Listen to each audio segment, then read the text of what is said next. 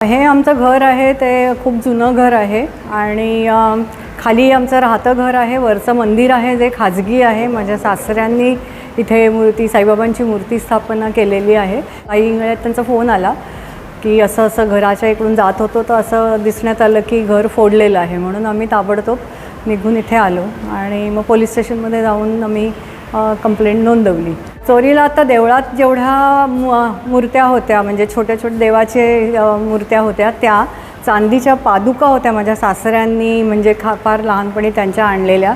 त्या साईबाबांच्या वरती एक मुकुट होता आणि छत्री होती आणि इकडे बाकी जे काही तांब्याचे टाळ किंवा काही एक यंत्र होतं जे तांब्याचं यंत्र जे पूजेत वापरलं जातं तेही एक गेलेलं आहे।